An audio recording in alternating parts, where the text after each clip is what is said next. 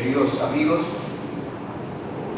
de la Universidad Hebrea de Jerusalén, de Argentina, de Chile, de Perú, de varias provincias de Argentina, es para mí, por decirlo, un altísimo honor hablar en esta oportunidad y expresé también en Jerusalén el extraordinario honor que fue haber recibido el doctorado de esta universidad. Cuando me habían propuesto decir unas palabras en esta ocasión, un discurso breve, pensé en hacer algunas reflexiones sobre un aspecto que está muy enraizado en la condición judía y enraizada bastante poco. Es el concepto del renacimiento. Los judíos tenemos una identidad muy compleja, además han dedicado infinitos estudios, y un judío puede ser laico, puede ser religioso, puede ser sionista o antisionista, pero sigue siendo judío y no se sabe bien por qué es judío, porque allí hay algo bastante misterioso que afirma esa identidad. Y entre esos elementos constantes está el del renacimiento. ¿Y por qué me refiero a él? Por tanto énfasis. Fíjense ustedes, es fácil recorrer la milenaria historia judía para ver que desde el comienzo estuvo marcado por algo que no fue un comienzo, sino un renacimiento. Por ejemplo, cuando se habla de la epopeya del Sinaí, la liberación de Egipto, los 40 años de luchas en el desierto, allí había un renacimiento, porque era volver a la tierra prometida a los patriarcas 4 siglos antes. Era un renacimiento, no era un comienzo, era un renacimiento. Y en esa trayectoria, en esa epopeya homérica,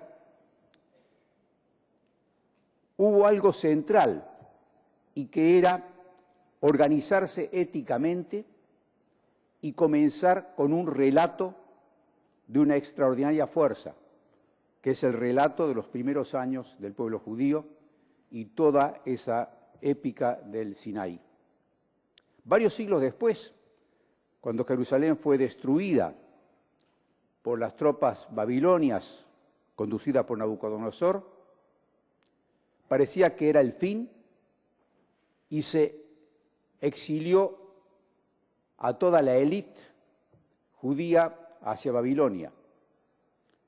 Cuando 70 años más tarde regresa esa élite, hay otro renacimiento, porque no solamente existían las ruinas de la ciudad que había sido devastada y quemada, sino que era necesario volver a reescribir los textos que fueron destruidos y quemados. Y allí hubo un gran líder, que es Esdra, llamado el escriba, que se ocupó de esa tarea, pero fundamentalmente estuvo concentrada la tarea, el esfuerzo, en generar una cultura que compartiera todo el pueblo. Los viejos relatos y todos los conocimientos teológicos debían ser compartidos por todo el pueblo. Fue una revolución en materia eclesiástica, porque hasta ese instante, y mucho tiempo después también, todos los conocimientos teológicos estuvieron manejados, gobernados casi arbitrariamente por un grupo que tenía el poder gracias al conocimiento secreto de ciertos libros. Pero a partir de ese renacimiento que vino después de Babilonia, se terminó con el secreto y la Torá debía ser conocida por todo el pueblo. Y para ello se estableció la lectura de los libros de la Torá para las comunidades de Israel, que no solamente debía ser realizada por los que conocían la Torá, por los expertos, por la élite, por los llamados sacerdotes, sino por cada uno de los judíos. Y es ahí donde nace el Bar Mitzvah, donde para ser judío hace falta leer la Torá, hace falta dejar de ser analfabetos.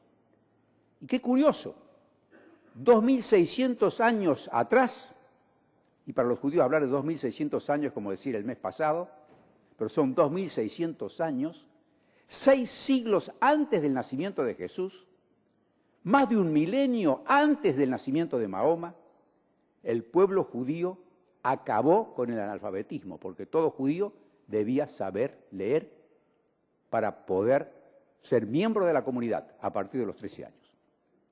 Ese renacimiento fue impresionante, genial, único, y yo diría que no fue reproducido por ningún otro pueblo del mundo. Cuando siglos más tarde, y los siglos para los judíos son como meses o semanas, es nuevamente destruida Jerusalén, desde el monte Scopus fundamentalmente, donde estaban asentadas las catapultas romanas.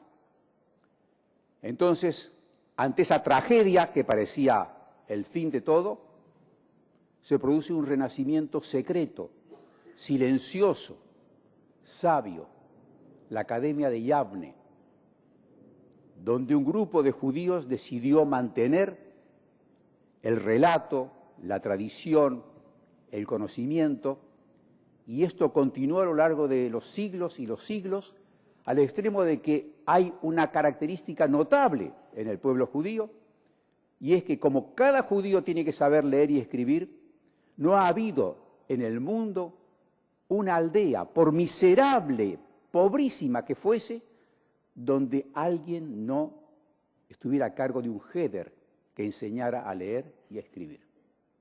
El conocimiento, la cultura. Y siempre, después de cada tragedia, el renacimiento.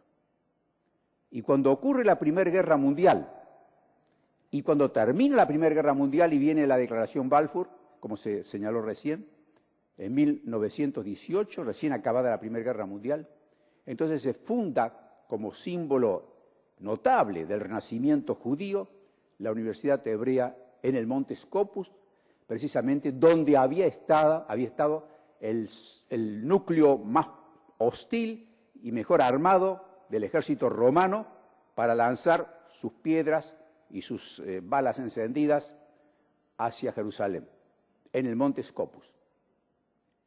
Scopus viene de, ustedes saben, del latín y significa visión óptica, tiene que ver con ver. Entonces se veía Jerusalén desde el monte Scopus.